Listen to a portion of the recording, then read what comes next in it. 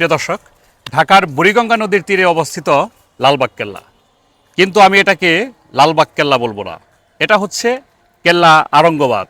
1526 সাল থেকে যখন মুঘল সাম্রাজ্য প্রতিষ্ঠা হয়, প্রথম সম্রাট সেই বাবরের আমল থেকে শুরু করে তার পুত্র সম্রাট হুমায়ুন, হুমায়ুনের পুত্র সম্রাট আকবর, সম্রাট আকবরের পুত্র সম্রাট জাহাঙ্গীর, সম্রাট জাহাঙ্গীরের পুত্র সম্রাট শাহজাহান, সম্রাট শাহজাহানের পুত্র সম্রাট আওরঙ্গজেব।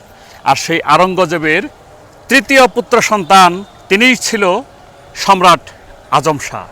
আর এই আজম শাহই এই কেল্লা আরঙ্গবাদের নির্মাণ কাজ শুরু করেছিলেন এবং শেষ করতে পারেনি কোনো একটি অলৌকিক কারণে। আর সেই সময় গুজরাট এবং মারাঠি যখন বিদ্রোহ হয়, সম্রাট আওরঙ্গজেব তার পুত্র আজম শাহকে অতি দ্রুত দিল্লিতে ডেকে পাঠান। কেন ডেকে পাঠিয়েছিলেন আর কেনই সেই দিল্লি থেকে আজম শাহ তৎকালীন জাহাঙ্গীরনগরে কেন আসতে পারেনি, সেই সম্পূর্ণ ইতিহাস আপনাদের মাঝে তুলে ধরার চেষ্টা করব।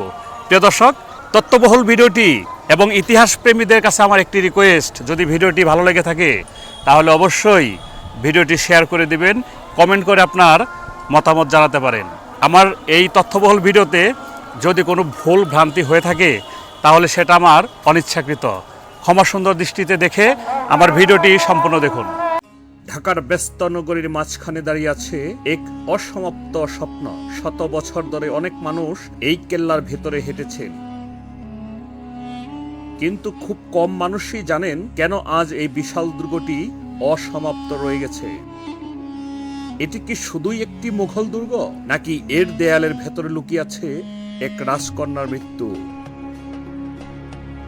অপূর্ণ প্রেম আর ইতিহাসের এক গভীর রহস্য? আজ আমরা জানব বাংলাদেশের অন্যতম ঐতিহাসিক স্থাপনা লালবাগ কেল্লার আসল ইতিহাস। পুরান ঢাকায় অবস্থিত লালবাগ কেল্লার আসল নাম ছিল কিল্লা আরঙ্গবাদ।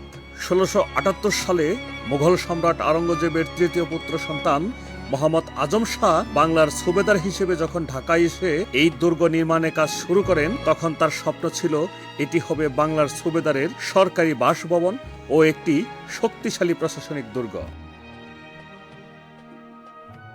কিন্তু ভাগ্যের নির্মম পরিহাস, মাত্র প্রায় 15 মাস পরেই সম্রাট আওরঙ্গজেব তাকে দিল্লিতে ফিরিয়ে নেন। ফলে নির্মাণ কাজ অসমাপ্ত থেকে যায় এই দুর্গটি।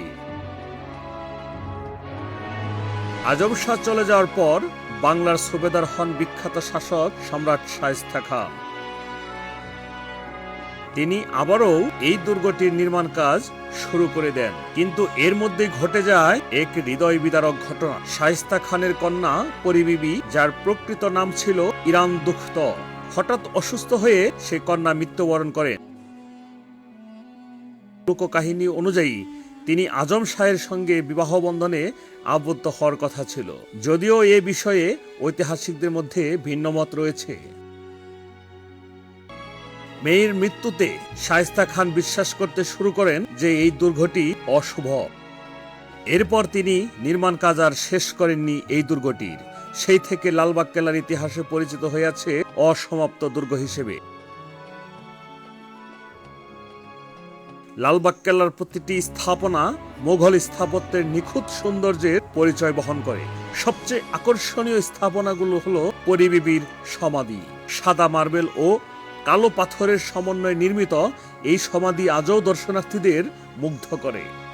হয়তো বাস্তবে দেখলেই আপনারা অনুধাবন করতে পারবেন। এর পাশেই রয়েছে দেওয়ানি ইমাম, যেখানে সুবেদার বিচার কার্য পরিচালনা করতেন। বর্তমানে এটি একটি ছোট জাদুঘর হিসেবে রয়েছে। আরও রয়েছে 3 গম্বুজ বিশিষ্ট একটি সুন্দর মসজিদ, যা এখনও ঐতিহাসিক নিদর্শন হিসেবে সংরক্ষিত। প্রত্নতাত্ত্বিক খননে আরও অনেক স্থাপনা ভিত্তি, বাগান, জলাধার, ফোয়ারা এবং বিভিন্ন প্রশাসনিক ভবনের অস্তিত্ব পাওয়া গিয়েছে এই দুর্গটির ভিতরে। কেন অসমাপ্ত রয়ে গেল একটি প্রশ্ন সবার মনে। অনেকেই মনে করেন শুধুমাত্র পরিবিবির মৃত্যুই দুর্গটি অসমাপ্ত কারণ নয়, তবে ইতিহাসবিদরা আরও একটি গুরুত্বপূর্ণ কারণ উল্লেখ করেন। পরবর্তীকালে বাংলার প্রশাসনিক গুরুত্ব ধীরে ধীরে ঢাকার পরিবর্তে মুর্শিদাবাদে স্থানান্তরিত হয়। ফলে লালবাগ কেল্লা আর কখনোই নির্মাণ কাজ সম্পন্ন করার প্রয়োজনীয়তার অনুভূতি হয়নি। অর্থাৎ ব্যক্তিগত সুখ এবং রাজনৈতিক পরিবর্তন দুই কারণেই এই দুর্গের অসমাপ্ত থাকার পেছনে রয়েছে বিশাল ভূমিকা। প্রিয় দর্শক, আপনারা যদি নিজের চোখে এই লালবাগ কেল্লাটি দেখতে চান এবং ঘুরে আসতে চান, তাহলে অবশ্যই কয়েকটা বিষয় মাথায় রাখবে। শুক্রবার সকাল 10টা থেকে 12টা 30 মিনিট পর্যন্ত খোলা থাকে এবং বিকাল 3টা থেকে সন্ধ্যা 6টা পর্যন্ত খোলা থাকে।